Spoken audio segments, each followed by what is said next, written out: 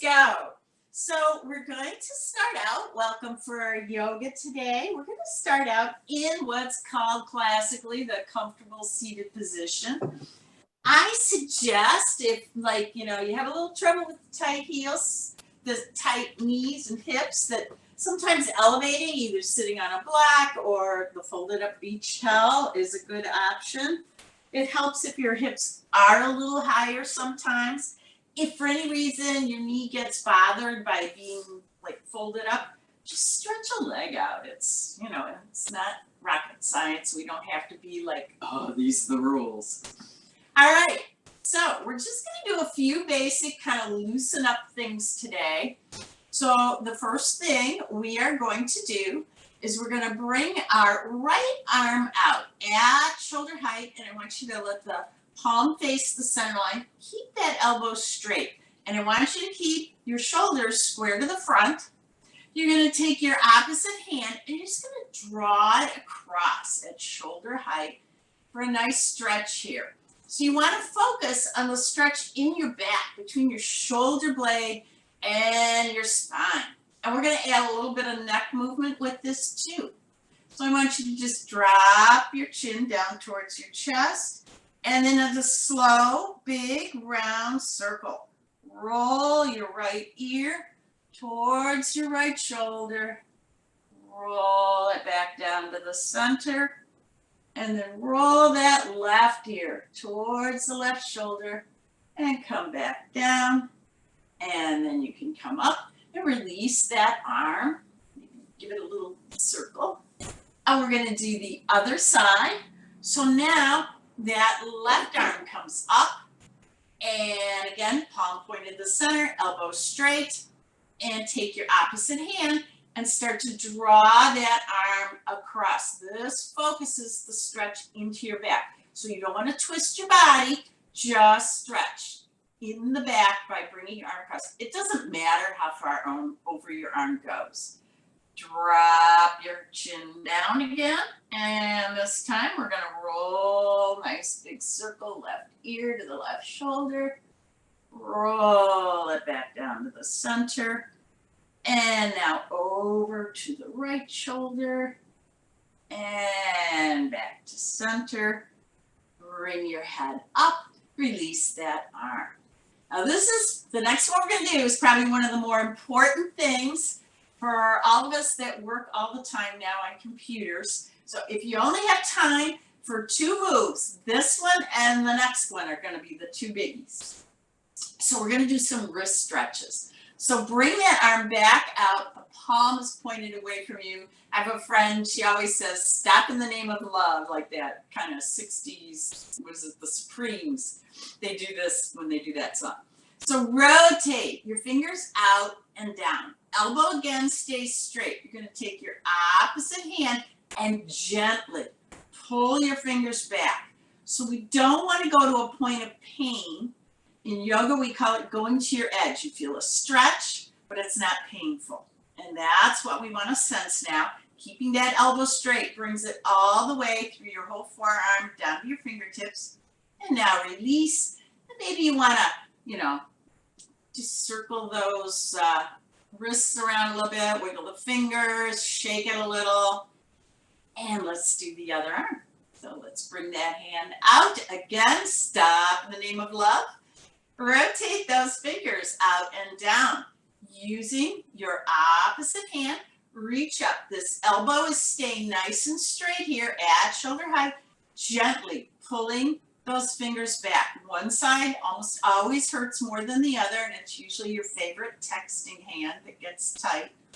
So nice stretch and release here, and then you can let those fingers go once more. Just kind of circle it out, give yourself a little break.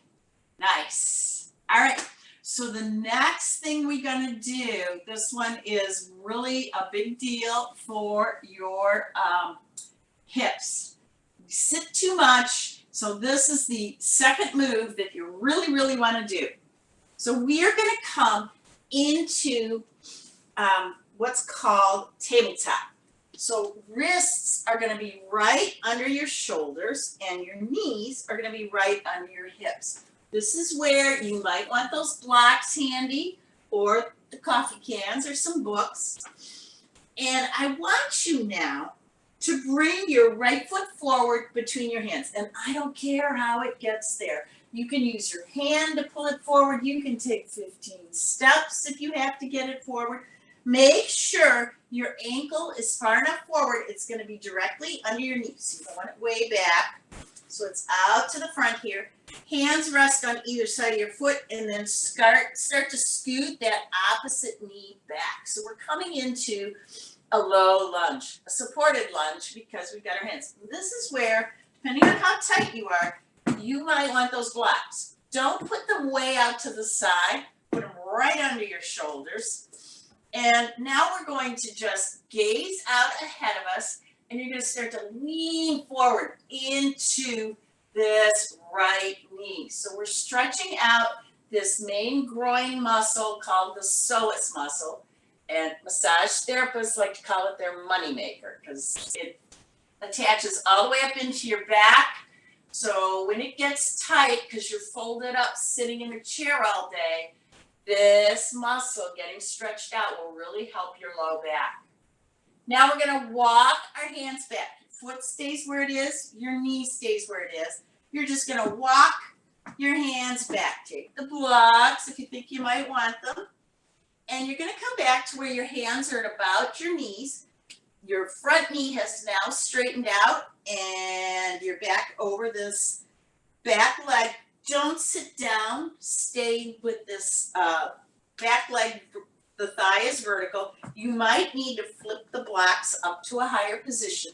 I want you to keep a flat back, and you're going to hinge out over this right thigh. So you want to look down towards your toes. Don't curl to your knees.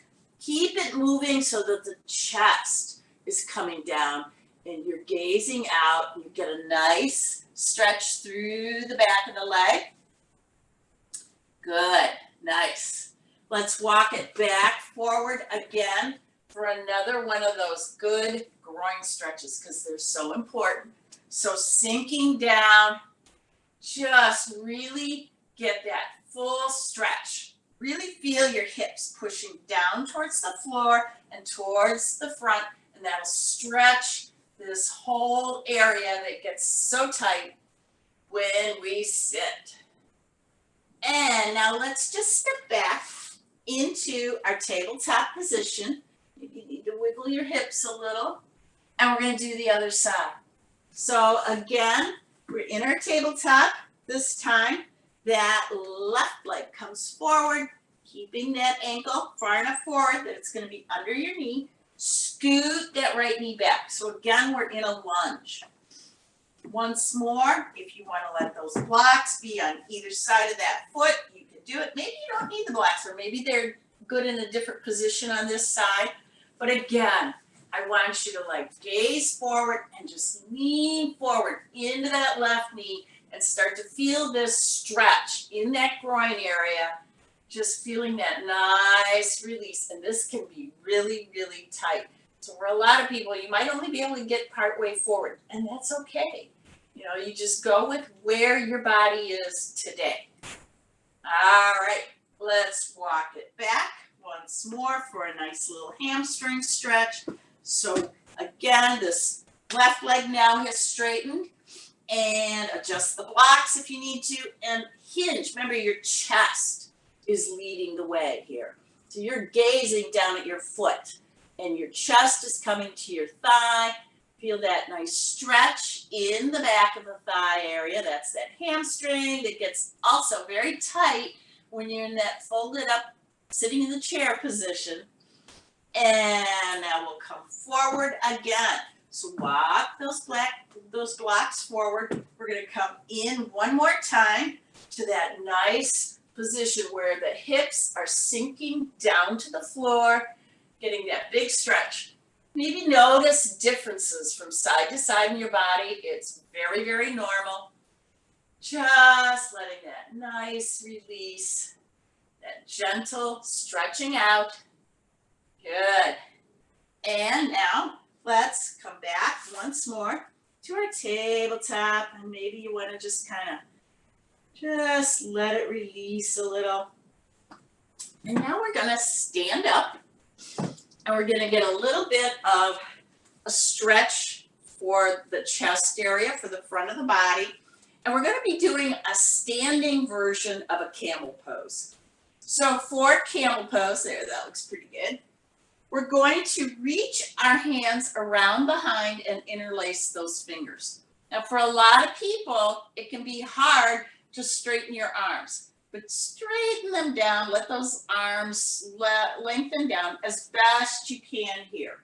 And again, just, go within your limits. And now I want you to squeeze your shoulder blades together. This is going to open up your chest. You don't want to drop your head way back. You can leave it kind of in line, but just feeling those hands reaching down, the squeezing of those shoulder blades. And now we're going to engage our butt. So I want you to tighten your glutes, tighten your butt muscles, and start to press your hips forward. So you're making this nice, soft C shape. So I always tell people to remember C for camel when you're doing a camel pose. Nice deep breath, and release it, and come back up. Beautiful. And now we'll just come down to our seated position again. So coming down, we can once more come into our cross-legged position.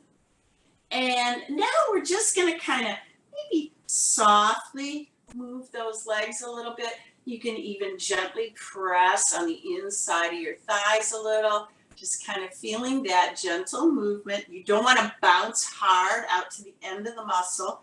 Just a little gentle movement here, kind of just a little fluttering kind of thing to kind of help open up that outer part of your hips. Good, nice.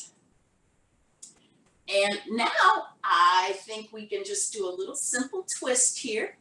So go ahead and wrap this hand around your waist, and then the other hand's going to go around your back. And now just look over your shoulder slightly here. So you're looking towards the hand that's in the back, that shoulder. Take a couple breaths. Let's come back to the center. And again, now that right arm can come across the front, left arm can come around behind. And again, just a nice little twist here for your spine, gazing over your shoulder. Your body always goes wherever your eyes go. So if you look, that's where you'll go. And that's pretty much our practice for today. A little reminder, because it's a short class, we really don't have time for that classic final relaxation. But if you want to look that up from last Friday's meditation class after this one, and you can always just give it a little, put up that last 5 to 7 minutes and give yourself a little personal final relaxation, I'd say go for it and add it on and give yourself a 20-minute class.